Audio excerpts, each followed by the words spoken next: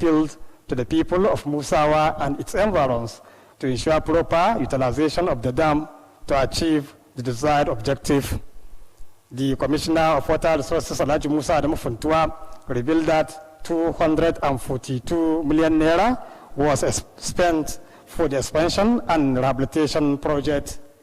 The Water Resources Commissioner, Alhaji Musa Adamu Funtua, spoke on the scope of the project and the commitment being made by the current state administration in water resources sector. He commended the foresight of the lawmaker for ensuring the success of the project. In a remark, Senator Bello Mandia explained that the project was executed following a request made by the district head of Musawa on the need for government urgent intervention. On behalf of Musawa community, the Commissioner of Resource Development, Alhaji Abdullahi Imam, thanked the federal government and the lawmaker for executing the project. From Government House Kasana, Safian Musatirin reporting. Communities of Jibia local government have commended Governor Aminu Bello Masari for including Jibia among the towns that would benefit with the new MAP projects. The communities made the commendation when the Kttv news crew visited the area. Correspondent Alaji Salisu completes the report. On behalf of the communities, Al-Qasim Yau, the ward head of Tuka Reservoir, Al-Haji Adamu Abubakar, Mai Unguwa Danyaya, Nura Shitu, Al-Haji Abu Danjuma, as well as Al-Haji Ibrahim Agar of Jibir Maji, appreciated the effort of Governor Aminu Bello Masari in combating flooding and fight erosion in the areas. They stated that the project is part of the promise made by Governor Aminu Bello Masari when he paid a sympathy visit to the areas affected by flood recently. Community leaders said they never had it so good like during the Masari-led administration, who executed various developmental projects in the local government. They assured to remain supportive to government policies and programs. The areas benefited with the new MAP projects include Tudun Tukari, Mekwari, Dan Abdallah, Tukari Reservoir, and Tukari Ofwa, among others. The Jibia local government new MAP desk officer Al-Haji Kabul Suleiman explained that government expended huge amount of money for the construction of 11 township roads, drainages, 5 water canals, interceptor drainage, as well as Jibia bypass road. Al-Haji Kabul Suleiman noted that initially Jibia is not among the local government to benefit with new MAP, but Governor included Jibia local government among the beneficiaries. The member representing Keita Jibia Federal Constituency, Al-Haji Sada Soli Jibia, said the APC-led government is committed towards improving the welfare of the electorate. Al-Haji Sada Soli Jibia commended Governor Aminu Bello Masari for executing various development projects in the area that have direct bearing to the lives of the common man. He also applauded the governor for awarding the contract for the construction of 3-kilometer road to link Jibir Maji and Mada Rumfa in Maradi, Niger Republic. Abdulaziz Salisu reporting for Kttv News. Madrasatul Miftahu Saada Al-Kubra Lita'alim Al-Quran wa Dasatul Islamiyya Sakutarima has graduated 57 students who completed recitation of the Holy Quran. Correspondent Lahir Abba reports that the graduation ceremony was attended by teachers, parents, students, and well-wishers of the graduates. His report. Speaking at the occasion, the headmaster of the school, Malam Aminu Suleiman Dharma, explained that the school started with few students and now has many students. Malam Aminu said the school was established with the aim of imparting sound Islamic education to the younger ones, especially the Holy Quran. He thanked the teachers of the school for their commitment and urged them to maintain the tempo. In a remark, Dr. Surajul Al-Hatu Imam spoke at length on the significance of Quranic schools and their contribution towards the development of Islam. Dr. Surajul Al-Hatu charged parents to ensure proper upbringing of their children by sending them to school to enable them acquire Islamic and Western education. Malam Dahiru Imam described the Holy Quran as guidance and mercy from the Almighty Allah and called on Muslims to intensify effort in learning and understanding of the Holy Quran. Malam Dahiru Imam urged Muslims to embrace Islam as a solution to their problems, hence they need to understand that. On behalf of the parents of the students, Malam Babangida Barau Al-Baba expressed appreciation over the effort being made by teachers and urged them to maintain the tempo. He called on parents to support the school and give maximum cooperation for its development. Highlights of the event include presentation of certificates to the graduates. Dahiru Abba reporting for Kttv News. Business activities are resumed at Kttv Central Market barely 2 weeks after the fire outbreak, which erased some part of the market. Correspondent Ame Mukhtar Entawe visited the market and filed this report for Kttv News tonight. This is the situation of the affected shops in Kttv Central Market, barely 2 weeks after the occurrence of the fire incidents. The resumption of business activities by some traders affected by the inferno followed a directive given by the management of the market. The directives indicated that the affected traders whose shops were burnt by the fire can return to temporary operations at their respective places before the government intervention. A visit to the market indicated that some of the traders displayed their items at the temporary shades they constructed. On the other hand, some of the traders were seen using wood tables and umbrella for their businesses. Similarly, a visit to some sections affected by the fire indicated that some of the affected traders were seen making effort to construct sheds for the continuation of their business activities. Kttv News crew observed that the level of customers visiting the market for the purchase of goods has reduced to the barest minimum as a result of the fire outbreak. In an interview, some of the affected traders said it is hard for some of their customers to locate their shops, despite the fact that they construct temporary sheds at their respective places. The affected traders who spoke on the level of patronage they are receiving at this time used the opportunity to call on people of the state to be visiting the market as business activities have resumed.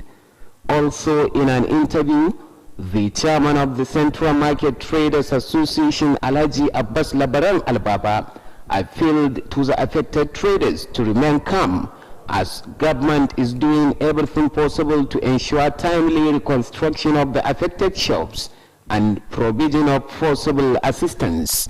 While describing the inferno as a destiny from Allah, the chairman prayed to Allah to avert future occurrence of the fire outbreak.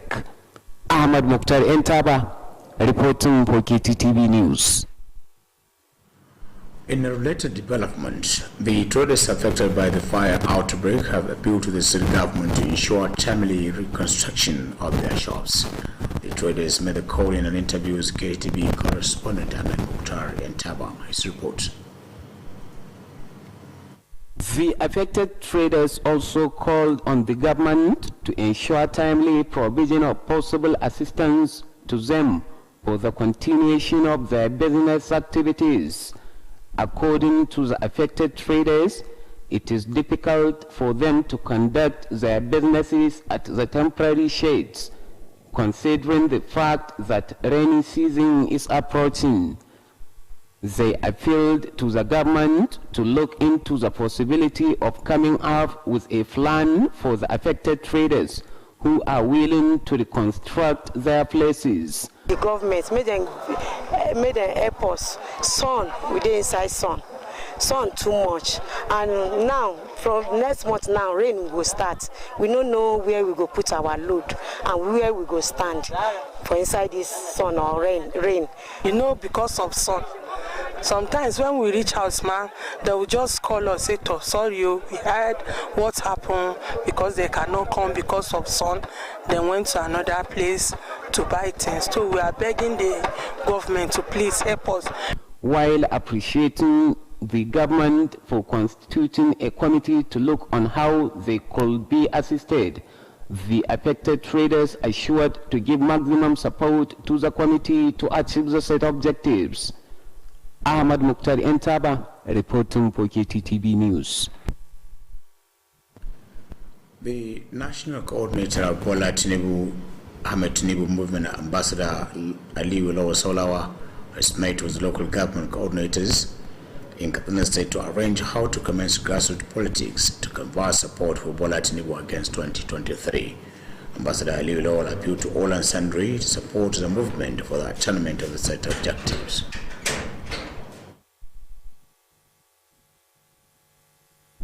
The main reason why I'm here in Katsina today is basically to officially launch or start the first meeting of state escorts, which being an indigene of Katsina State and holding the office of the national coordinator at the national level, I felt the responsibility of coming to my state to start with the state executives, at least to let them know that now we are fully on ground and we want to start the activities of mobilization, contact, and other strategies towards our own objectives or aims of Bola Ahmed Tinubu presidential ambition 2023.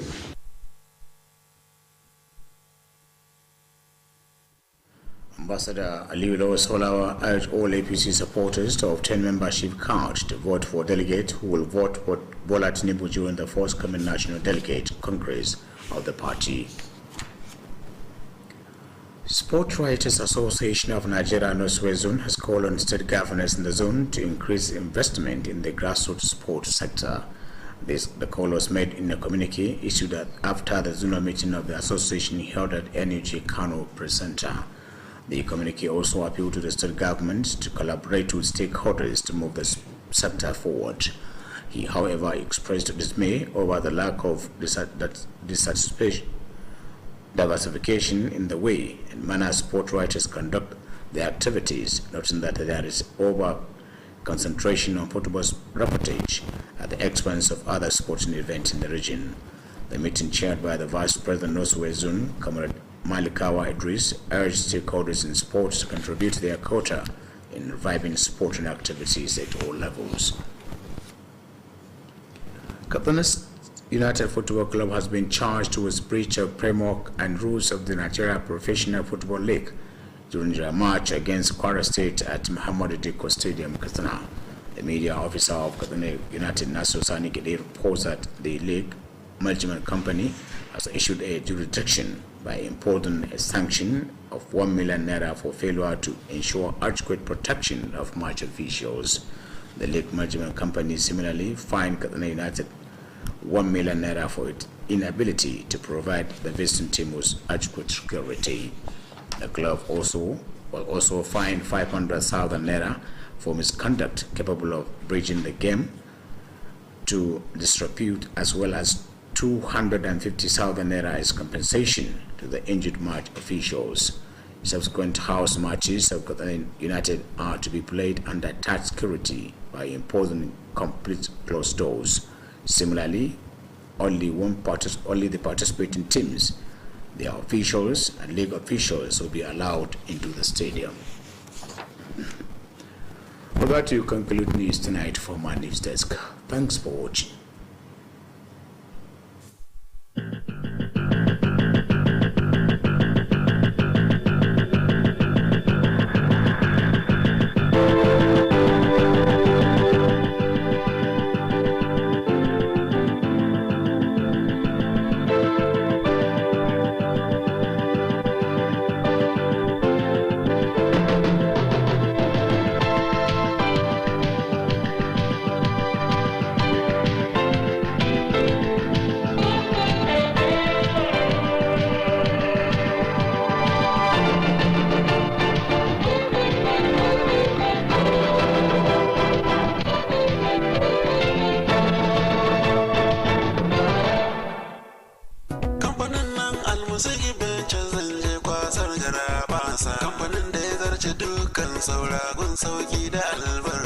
Alamun ci gaba yakan fara ne daga ɗaukan matakan kwarai. Al-Musik Ventures, kamfanin sauki da rangwame na Alhaji Musa Ibrahim Captain. Muna muku albishir da cewa mun tanar muku da kayayyakin masarufi iri daban-daban don masu buƙatar saye kaɗan ko tsari. Waɗanda suka hada da shinkafa irin tamu gida mai suna Jamila. Da ta kamfanin Adosa, muna da fulawa iri daban-daban, sukari na buhunna, gishiri saman bita, indomi, taliya da makaroni namu na gida. Al-Musik Ventures na sayar da nau'in dunkulen magi kala-kala, madara da sauran kayan shayi, complex, biskit na kwali, lemunan sha na roba da na kwali, sabulan wanki da na wanka masu kamshi da kwantar da zuciya. Al-Musik Ventures mun tanadar muku da wurin aje ababen hawa wadatacce gami da matakan tsaro na musamman. Al-Musik Ventures na godiya ta musamman ga daukacin jama'a da suka zo wurin mu don sayan kaya da masu saida musu. Allah ya bar zumunci, amin. Kada ku manta, Al-Musik Ventures muna nan a sabon wurin mu na aje kayayyaki wato waya house. Idan kun shawo bayan gidan man dan tukura, tsohuwar yan katako akan hanyar ku ta zuwa Kobran Dorowa. Al-Musik Ventures muna maraba da kowa da kowa, sai kun zo.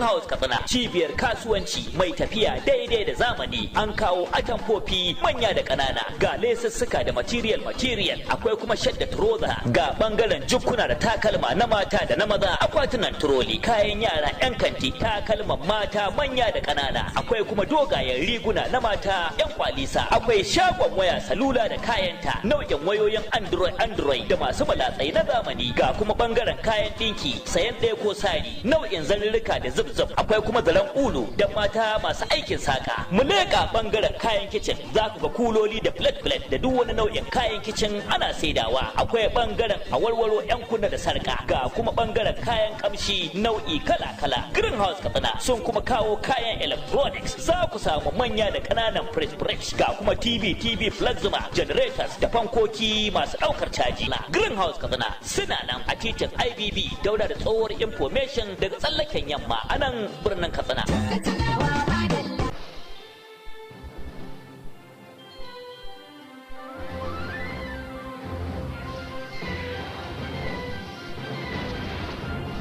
You are watching Kttv, Katsina State Television.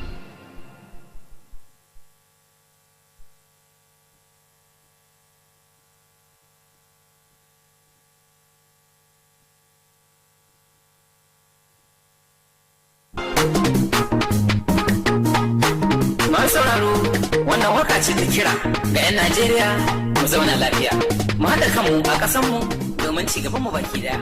Sunusi Ani sabuwar unguwa ke cewa a yi sauraro lafiya daga garin Katsina.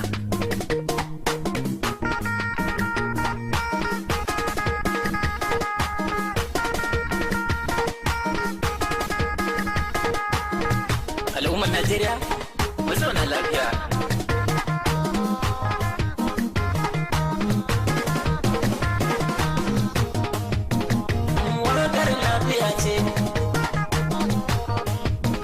Mu zauna lafiya al'ummar Najeriya baki daya.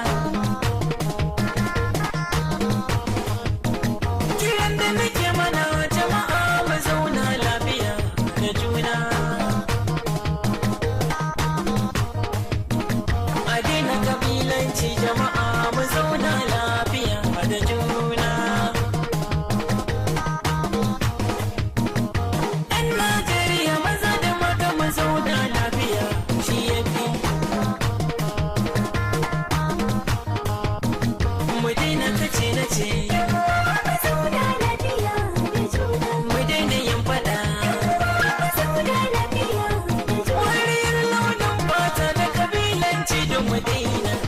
Juna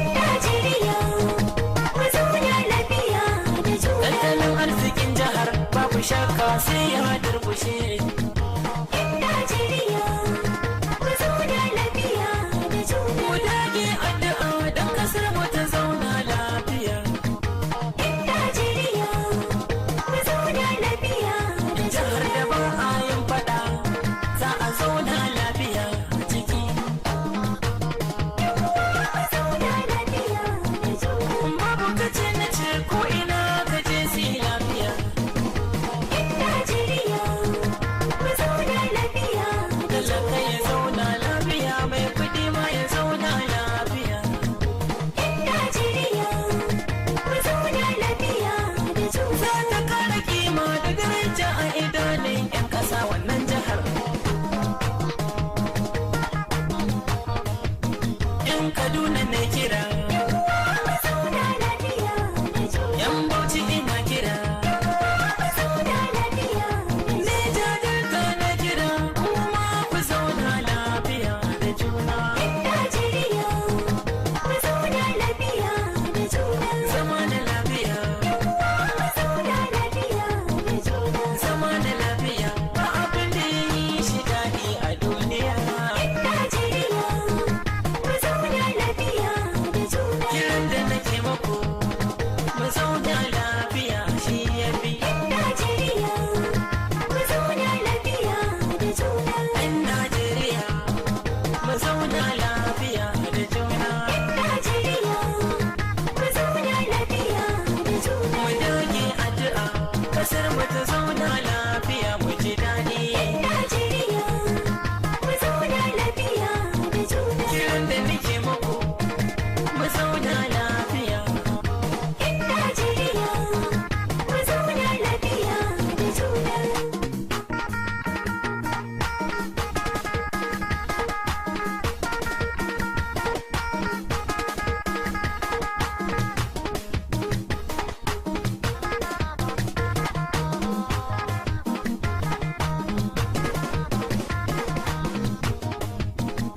‘Yan Najeriya, mu zauna lafiya da juna.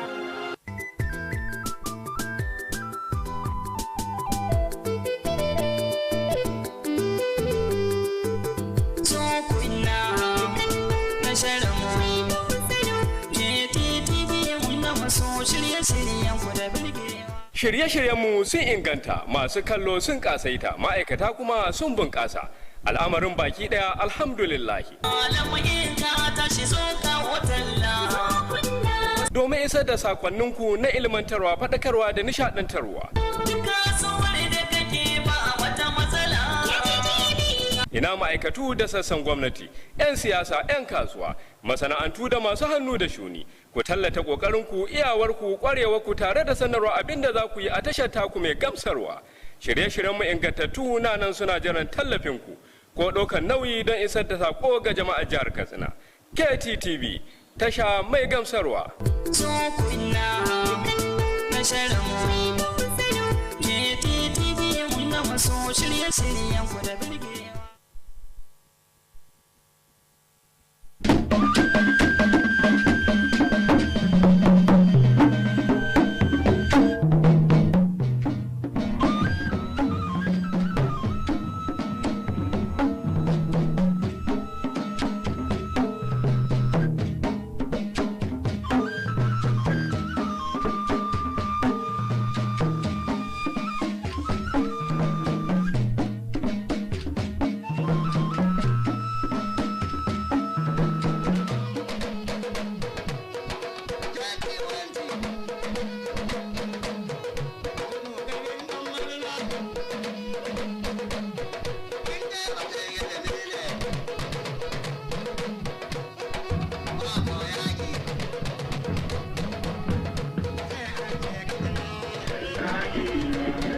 Ba taron da ba baɗan sambo ko da faɗa ne ba su yi ma. Da kai ke dogare uba da ɗan yaƙi ranar shirai.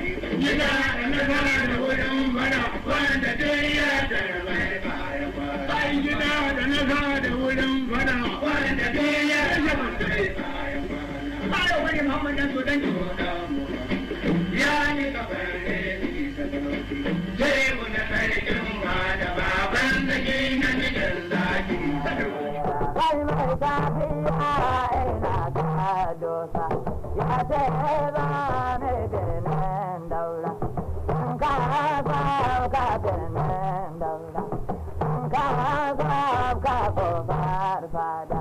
Allah za ka na ishe bauchi ya kai ka sha mashi. Da bala ya so kai ka da kunan giwa. Kwara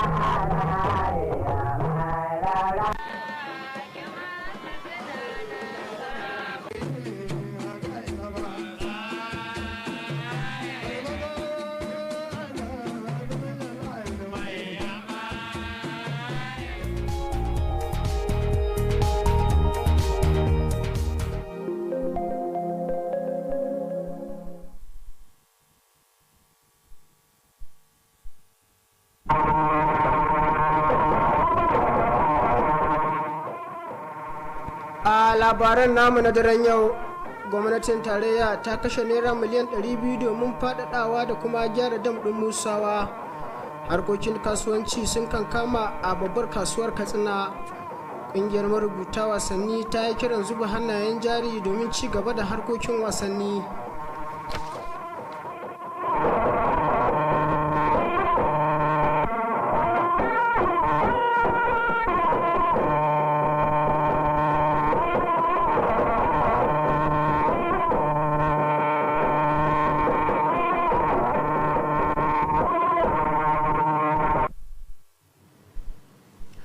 Jama'a masu kallon a daidai wannan lokaci barkanmu da warhaka ga kuma fasarar labaran namu a cikin harshen Hausa wanda ni Muhammad Rabiu Gafai zan karanto.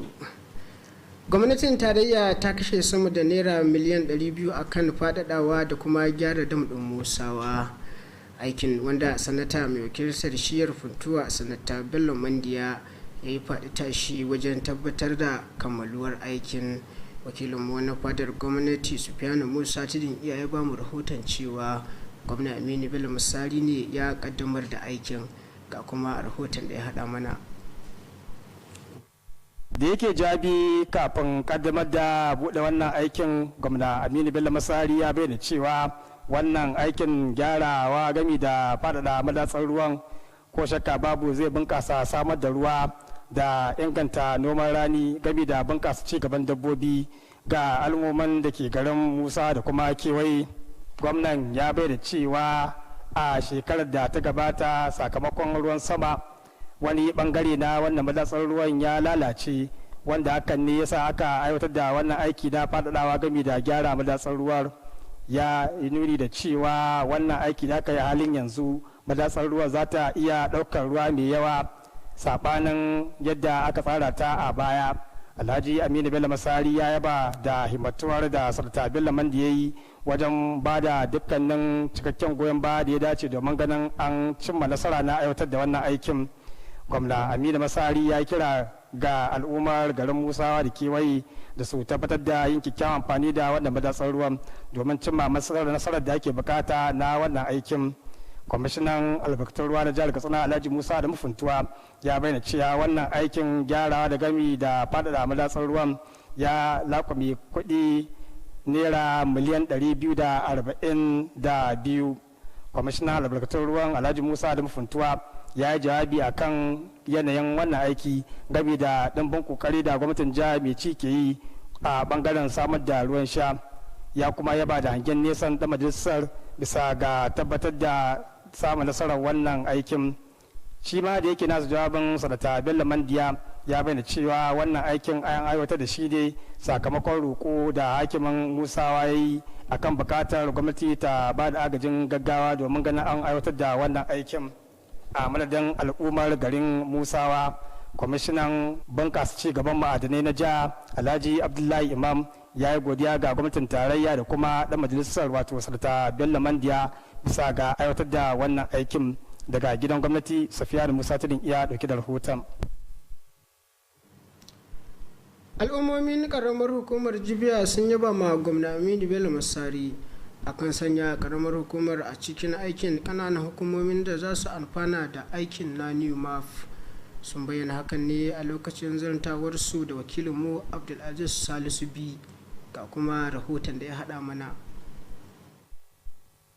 A madadin al'ummomin yankunan da suka amfana da ayyukan, Malam Alkasim Ya'u da mai unguwar Tukari Sabuwa Alhaji Adamu Abubakar da mai unguwa Ɗanyaya da Malam Nura Shitu da Alhaji Abu Ɗanjuma game da Alhaji Ibrahim Agar da ke unguwar Jibiyar Maje sun gode wa gwamna Aminu Bello Masari bisa ga aiwatar da ayyukan da suka kawo ƙarshen matsalar ambaliyar ruwa da zaizayar ƙasa a yankunan nasu.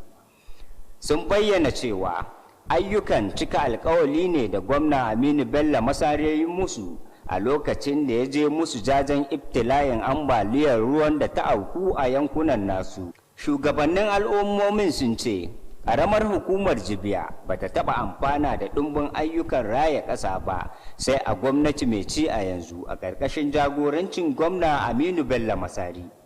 Sannan sun ba da tabbacinsu na goyon bayan shirye-shirye da tsare-tsaren gwamnati.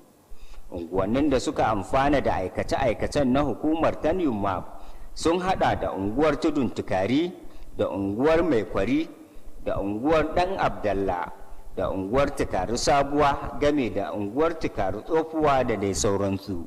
Jami'i mai kula da karamar hukumar jibiya a hukumar ta newmap alhaji kabir suleiman ya bayyana cewa gwamnati ta kashe makudan kudade akan gina hanyoyin cikin gari guda 11 da magudanan ruwansu da kuma manyan magudanan ruwa guda 5 game da hanyar da ta kewaye garin na jibiya da kuma wata babbar hanyar ruwa da za ta fitar da ruwan da ke cikin garin jibiya ba tare da yayi illa ba ga unguwanni. Alhaji kabir suleiman ya faɗa cewa da farko ƙaramar hukumar jibiya ba ta cikin ƙananun hukumomin jihar nan da za su ci gajiyar aikin na hukumar ta newmap. Daga bisani gwamna Aminu Bello Masari ya shigar da ƙaramar hukumar cikin jerin garuruwan da za su ci gajiyar shirin sakamakon iktila'in da ya afka musu.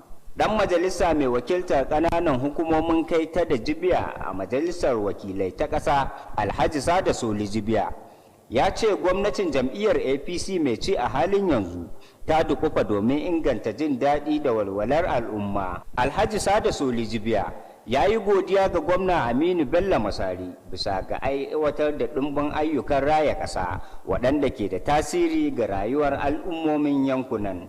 Sannan ya yaba ma gwamnan bisa ga bayar da aikin hanya mai nisan kilomita 3 wadda za ta haɗa al'ummomin jibiyar Maje da kuma garin Madarumfa da ke Maradi a jamhuriyar Nijar, inda ya ce hakan zai ƙara bunƙasa tattalin arzikin al'ummomin da kuma ƙara ƙarfafa danƙon zumunci ga ƙasashen guda biyu.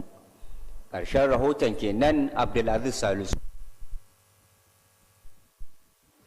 Madrasatul Miftahu Sa'ada Al-Kubra li ta'limil Qur'an wa Madrasatul Islamiyya da ke Sokoto Rima a nan cikin birnin Katsina ta yayi ɗalibai 57 da suka samu nasarar kammala saukar Alƙur'ani mai girma. Wakilinmu Dahiru Abba ya ba mu rahoton cewa taron yayi ɗaliban ya samu halartar malamai, iyayen ɗalibai da kuma sauran masu fatan alkhairi. Ga kuma rahoton da ya haɗa mana. Da yake jawabi a lokacin taron, shugaban makarantar Malam Aminu Suleiman Darma ya bayyana cewa makarantar ta fara ne da ɗalibai kaɗan, inda halin yanzu take da ɗalibai da yawa. Malam Aminu ya ce makarantar an kafa ta ne da manufar bayar da ilimin addinin Islama ga ƙananan yara, musamman karatun Alkur'ani mai girma. Ya gode ma malaman makarantar akan ƙoƙarinsu, sannan ya kira a gare su da su ɗore da haka.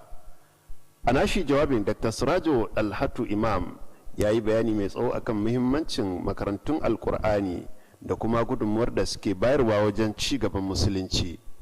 Dr. Sirajo Alhatu ya yi kira ga iyaye da su tabbatar da tarbiyyar 'ya'yansu ta hanyar tura su makaranta domin ba su dama su samu ilimin addini da na zamani. Malam Dahiru Imam ya bayyana Alkur'ani mai girma a matsayin shiriya da kuma rahama daga Allah maɗaukaki. Sannan ya kira ga musulmi da su ƙara ƙaimi wajen koyo da kuma fahimtar karatun Alkur'ani mai girma. Malam Dahiru Imam ya yi kira ga musulmi da su rungumi addinin musulunci a matsayin maganin matsalolin da ke fuskantar al'umma, don haka akwai buƙatar musulmi su fahimci haka. A madadin iyayen ɗaliban, Malam Babangida Barawu Albaba ya bayyana godiya akan ƙoƙarin da malaman makarantar suka yi, sannan ya yi kira a gare su da su ɗore da haka. Ya yi kira ga iyaye da su tallafa ma makarantar su kuma bayar da cikakken haɗin kai da goyon baya domin ci gabanta. Abubuwan da suka gudana a lokacin taron sun haɗa da bayar da takaddun shaida ga waɗanda suka safka. Ƙarshen rahoton kenan. Dahiru Abba. Yanzu kuma za mu leƙa sashen mana tallace-tallace domin ganin abin da suke ɗauke da shi.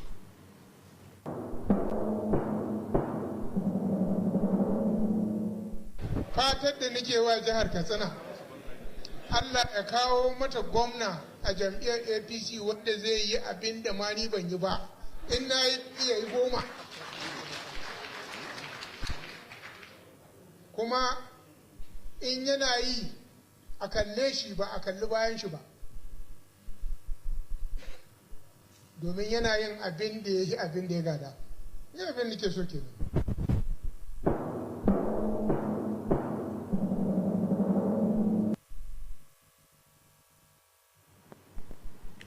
Barkamu da dawowa. Harkokin kasuwanci sun kan kama a babbar kasuwar Katsina makonni biyu da suka gabata bayan ibtila'in gobara a babbar kasuwar. Wakilinmu Ahmad Mukutar yan taba wanda ya ziyarci kasuwar ya yi dubi ga yadda harkokin kasuwancin ke gudana ga kuma rahoton da ya hada mana. masu kallon mu wannan shine yanayin da babbar kasuwar Katsina take ciki a bangaren da wannan ibtila'i ya shafa a wannan babbar kasuwa ta Katsina. Dawowar 'yan kasuwar da wannan lamari na gobara ya shafa gudanar da harkokin kasuwancin su ya biyo bayan umarnin da hukumar kasuwar ta bayar. Wannan umarni dai ya yi nuni da cewa waɗanda lamarin gobarar ya shafa za su iya komawa wuri wanda ba na dindindin ba, musamman ma a wuraren da shagunan su suke kafin gwamnati ta kawo ɗauki akan wannan lamari. A daidai lokacin da aka ziyarci babbar kasuwar ta Katsina, an lura da cewa wasu 'yan kasuwar da gobarar ta shafa sun kasa kayayyakin su a wuri na wucin gadi. A ɗayan ɓangaren kuma wasu 'yan kasuwar da lamarin ya shafa za a iya ganin sun yi amfani da tebura na katako da kuma lema domin kasa kayayyakin su. A ɗayan ɓangaren kuma a sa'ilin da aka ziyarci wasu ɓangarorin da wutar ta shafa za a iya ganin wasu 'yan kasuwar suna bakin ƙoƙarinsu wajen samar da runhuna na katako domin ci gaba da gudanar da harkokin kasuwancinsu. Tawagar gidan talabijin ta jihar Katsina dai ta lura da cewa a halin da ake ciki ana samun karancin masu sayan kayayyaki da suke ziyartar wannan kasuwa a sabili da faruwar wannan lamari na gobara da ya faru a kasuwar.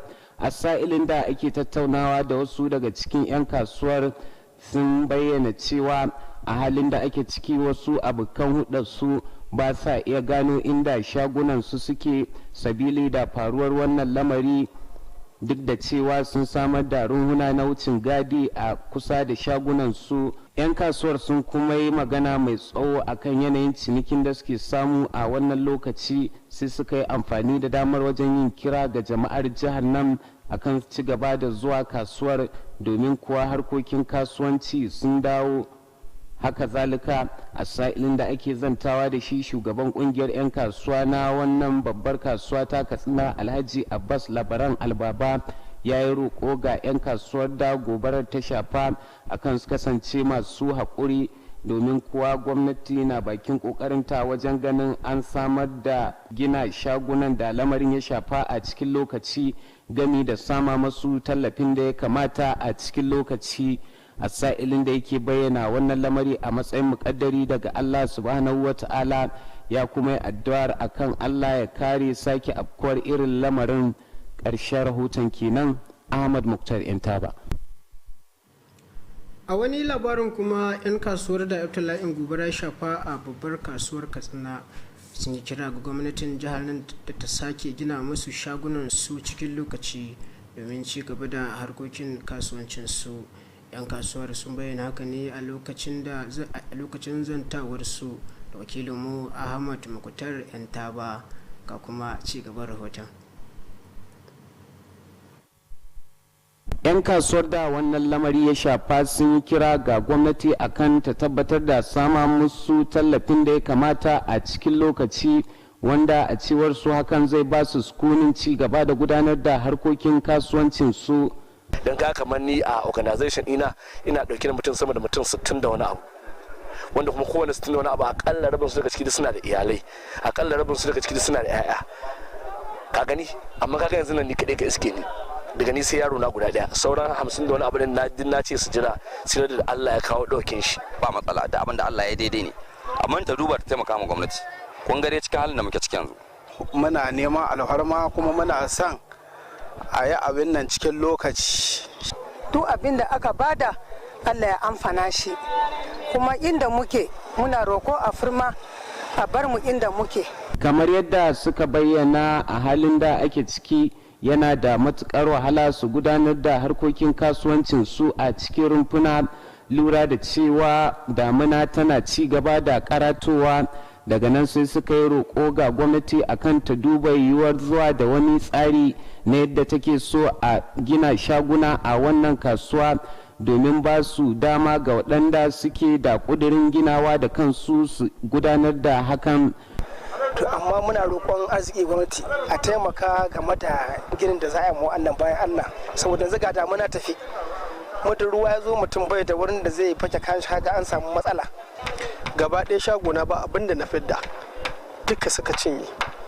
To ina roƙo ga gwamnati ta taimaka da Allah ta ba mu dama mu zo mu gyara shagunanmu domin mu ci gaba da kasuwancinmu.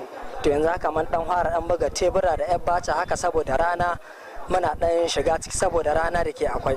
To muna kira ga gwamnati ta taimaka ta ba mu dama mu zo mu gyara wuraren kasuwancinmu domin mu ci gaba da kasuwancinmu. To muna roƙo ga gwamnati ta ba mu dama da Allah mu zo mu dan gina wannan wurin.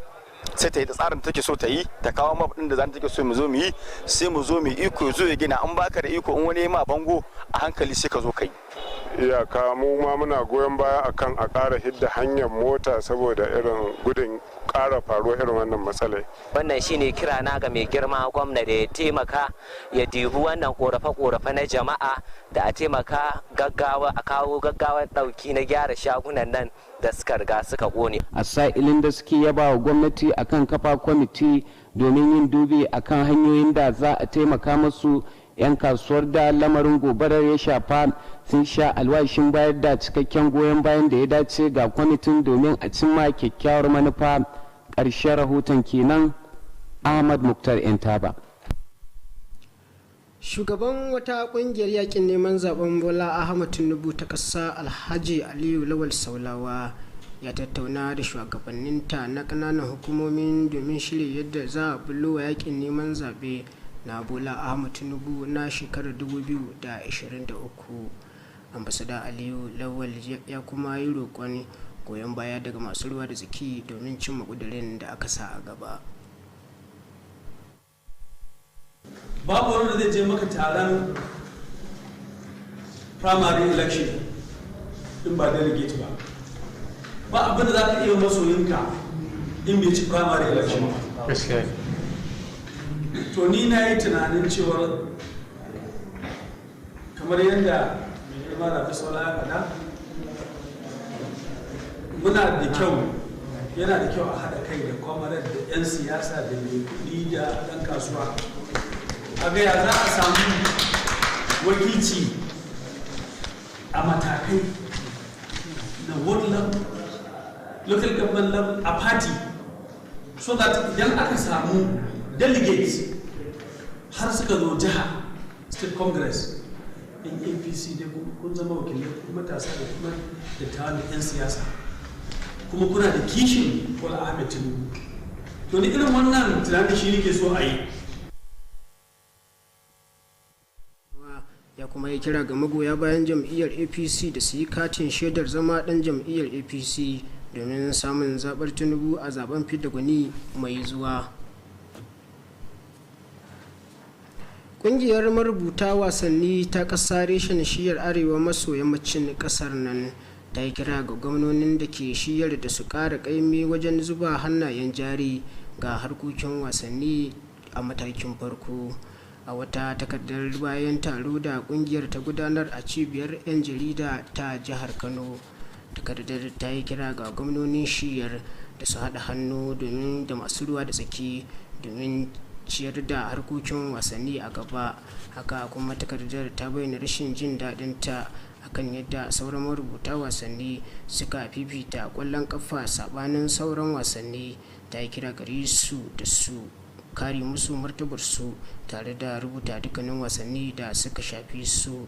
Taron mataimakin shugaban kungiyar na shiyar arewa Comrade Malikawa Idris ne ya jagoranci shi, ya kuma yi kira ga ci gaba da bada gudunmuwa wajen farfaɗo da martabar wasanni a kowane mataki. Ƙungiyar gudanar da gasar cin kofin Premier ta ƙasa ta ci tarar ƙungiyar ƙwallon ƙafa ta Katsina United bisa ga laifin karya doka a wasanta na 18 da ta kara da takwararta ta Kwara United wanda aka buga a nan Katsina. Jami'in hulɗa da jama'a na kungiyar ƙwallon kafa ta Katsina United Nasir Sani Gide ne ya ba mu rahoton cewa hukumar gudanar da gasar cin kofin ta Katsina United ta ci tarar kungiyar ƙwallon kafa ta Katsina United da zanzurutun kuɗi da suka kai darajar naira miliyan 1 bisa ga samun su da laifin gaza samar da cikakken tsaro ga jami'an da ke kula da wasan. Haka kuma hukumar kula da cin kofin na gasar cin kofin na Premier League ta Najeriya ta ci tarar kungiyar ƙwallon kafa ta Katsina United wata naira miliyan 1 akan kasa samar da tsaro a wasan su a lokacin wasan, game da naira 250,000 akan laifin yi wa alkalin wasa rauni. Wasan na kungiyar ƙwallon kafa ta Katsina United na nan gaba zai gudana da ingantaccen tsaro tare da hana kowa shiga sai abokiyar karawarta. Da kuma wani rahoton ne muka kawo ƙarshen labarin namu na wannan dare, ne Muhammad Rabi'u Gafai nake cewa mu kwana lafiya.